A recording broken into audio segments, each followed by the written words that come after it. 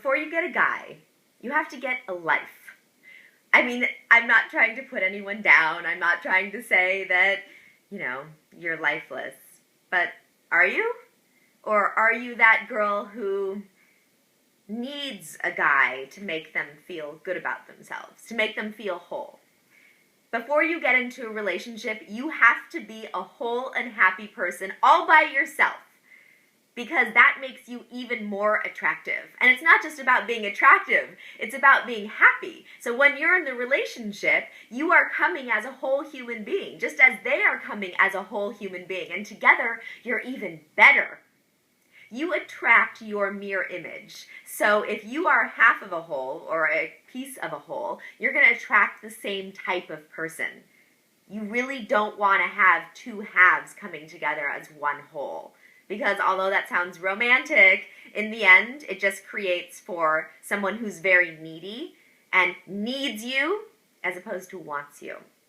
So when I say get a life, what I mean is be independent, be busy, be self-sufficient, have your own interests, do things that you're passionate about, have your own hobbies, have a career that you love.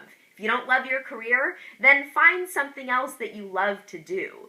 Be interesting. Interesting and interested are two of the most important things when it comes to relationships. Are you interesting? Do you have things to talk about? Do you have things to contribute? Will he find what you do with your life interesting? Are you interested in him? Are you interested in what he has to say? Are you interested in what he brings to the table?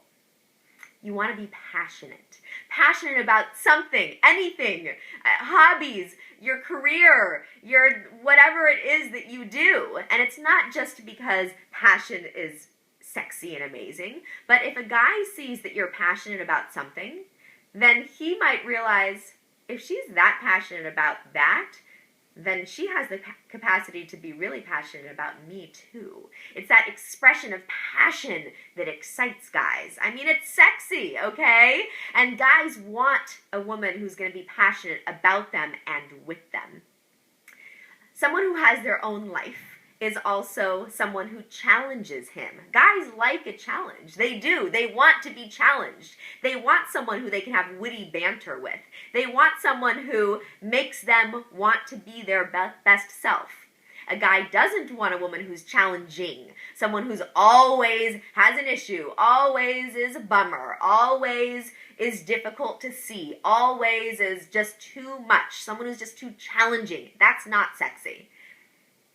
You want to be someone who the guy wants to be around, right? You want to make him feel like he's special because he knows you're busy. He knows that you have a lot going on in your life, but you make the decision to make time for him, and that makes him feel good. He also feels good that you don't need him. You're not going to be needy, clingy.